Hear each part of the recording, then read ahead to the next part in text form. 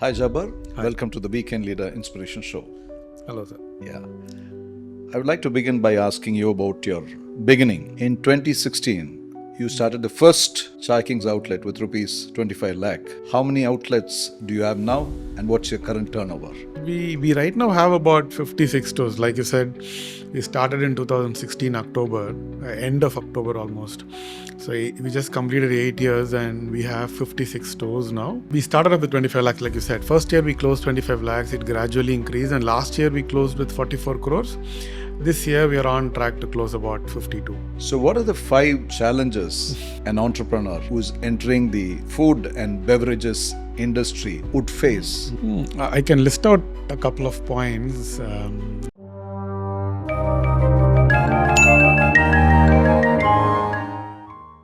Basically, I think the entire retail industry goes through this attrition problem. Employee retention is one of the biggest challenges everybody is facing because of the quality of the labor and the shift that they will do even for a mere 1,000-2,000 rupees. So I think that will rank among the top reasons or challenges we are facing in customer employee attrition. And second, with specifically to the F&B industry, you can say rising cost. For example, you cannot increase the price on your menu very frequently. It has to be done maybe once a year or once in a couple of years, right?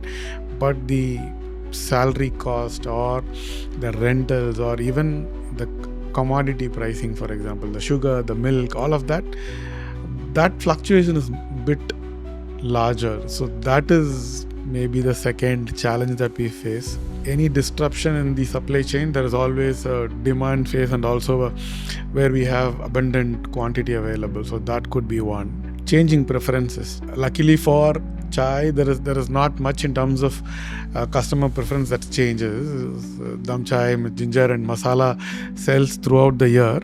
But for majority of the F&B industry, there is always something new on the horizon, right? For us, tea or for coffee or for biryani, I think nothing changes. But rest of the item, there is a lot of things that are changing. There's something called a Korean bun that is available now. There are a lot of things that is coming always. That could be one. And to be on par with the health trends as well. I think these are the challenges we basically face right now. Today, everyone wants to start a business. The easiest thing is to start a tea shop. And also, there is a belief among people that getting into the food business is very lucrative. It's very profitable. Very easy, becomes profitable. 100% profitable. That's what people believe. See, it is definitely profitable, meaning otherwise we wouldn't see so many brands up and running, right? But it is also the most brutal industry, I would say. I think we have about 90% attrition on the brand, meaning 100 brands open today, within 2 years, 90% of them shuts down. So that's the statistics in the industry. So it's a very brutal industry as well. What we need to be very careful about when we get into food industry is, like I said, you need to be very clear on what you are bringing to the table, meaning what kind of product, what is the price point, what kind of ambience you're going to give, and so that you can calculate the cost for it and also arrive at your margins. Margins in food business are very, very thin right now, meaning it is in double digits, but it is very thin compared to other businesses. So you have to be very careful about what you do. At the same time, work on the entire business model, right? Meaning you have to have the online component, offline component. There is high commissions on the online. So you have to work out everything and then get into it. There is definitely profits in the food business, but it is very thin. If anything goes wrong, the entire plan goes for a dive. So you'll have to be very careful about what you do and before you get into it. How important is fixing the price point for where you have many varieties of tea, for instance, and lots of tea shops, tea chains are opening all over the country. In fact, many educated people, many from IT industry especially, they come and open tea shops and tea chains. So how important is fixing the right prices for your products to handle the fast growing competition? See, right now the number of new tea shops that are coming is definitely not a threat, meaning there is market for everybody, there is enough demand. Right now that is not the main threat, but if you look at, like I said, if the price point, I think that is the most critical part. It has to be in line with your target customer and the amenities and the ambience that you give, meaning it has to be in line with your ambience, your food item that you sell, it has to be in sync. You cannot price it too high, you cannot price it too low, so that you get the right customer. So talking about ambience, how important is presenting your shop in the right light, the interiors, and the branding and positioning of your brand? How important is that to draw walk-in customers? See, like I said, it has to be in line with the overall, the brand has to have a thesis, right? Meaning you cannot sell a 30 rupee product and set up your store like a diamond merchant, right? It has to in sync with the product and the pricing. It can be a lounge, it can be in a lounge setup, but again, the kind of furniture you use, the kind of amenities you have, the kind of bus you have on the store, that has in sync with your product. Meaning, if you cannot sell it for 30 and then give a plush sofa so that people use the sofa for a longer time, your table turn is lesser, ultimately it will all reflect on your P&L and ultimately you have to shut down, right? So it has to be in sync so that customers come in, have your product. You can give them a seating, you cannot give them a very comfortable seating. It has to be like they can sit for 15 minutes, 20 minutes, and then they have to push off. So that's everything has to be in sync so that they leave early. They come in, have their tea, have their snack, and then leave out earlier so that the table turn is also there.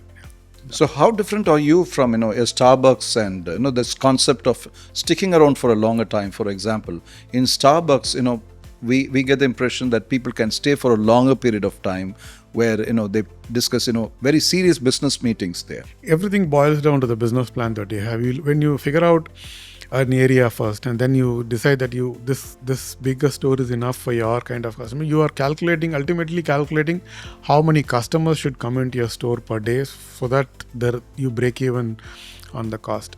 So when you do that, when you require a certain number of customers to come into your shop and you have only X number of seats, you will have to ensure that table turn is there. So for that, you will have to ensure the environment is not so much that the customer gets to sit for a longer time. You cannot go and tell the customer to leave. You don't tell them? We can't tell them. We don't tell them. But again, the entire ambience has to give them the feel that they have to move out. When there are customers coming in and moving out, we cannot have someone sitting there for a longer time. It is automatically understood that they have to move out. But if you keep sofas everywhere, and if there are about 10 people sitting for about 1 hour, nobody would walk out, right? Meaning, if you have tables and chairs and there are people moving out from all the other 8 tables and there's only one guy sitting in the table for a longer time, ultimately he gets to move out and the table turn gets faster. Yeah, that's how it is. Today, but Starbucks model is different. The price point is different. They sell not only the product, they also sell the ambience, right? Meaning, people go to Starbucks not only for coffee, for having a discussion, for a business meet, or even to just to sit and talk to their friends. So it's different business model, different target customers as well. So accordingly, we'll have to figure out what we want and do it. Yeah, today restaurants, hotels here in the city, they become very dependent on food delivery apps like Swiggy or Zomato. So what is the relationship you guys have? Is it love-hate relationship? Is it smooth? And what is the revenue sharing arrangement? Okay, see, I think it is not, nobody is overly dependent on anybody. For Swiggy and Zomato, restaurants has to be there. They thrive on us. So it is very important that we also do well. Similarly, for us, Swiggy Zomato app, it brings in additional revenue for us. For example, for us, 55% of the revenue comes from our offline walk-in stores and 45% comes from Swiggy and Zomato. Though we sell the product, it is our own customers, meaning they are the platform, intermediate bridge between us and the customers. They make it easy for the customers to order. They make it easy for the customer to get the product in 10-15 minutes. Swiggy and Zomato have launched something called Bolt, where you get delivery within 10 minutes. So for a product like us, where the tea is always ready, we give it within a minute and they deliver it within 10 minutes. So there is no over dependency on anybody here, but it's a very good relationship that we have. The commissions are slightly on the higher side right now, but everybody is working towards bringing down. Zomato, Swiggy themselves want to bring it down so that it helps the restaurants. What is the revenue now? Right now, it ranges between 18% to 25%, 26% on commissions on the overall revenue that it generates. It still works, meaning because your pricing is not the same. Your offline pricing and online pricing are not the same. It is slightly hiked up. There is the packaging charge on top of that. We also give discounts as well. So there is, at the end of the day, it is beneficial for the customer as well. They get to enjoy the tea or a coffee in 10 minutes at the comfort of their home. It's meaning they pay for the convenience as well, right? So it works for everybody. It works for the customer. It works for us. It works for Swiggy. It is working because everything is in line. The customer is getting it for a premium, but not very high. Similarly, we are also losing out on the commissions, but not much. There's a little bit of 1, 2, 3% plus or minus there. Swiggy and Zomato, again, they're dependent on us and the delivery riders, things to go smooth. As long as we deliver well, only then customers would come on the app to deliver. So it's all nicely connected at this point, but everybody wants to bring down the cost.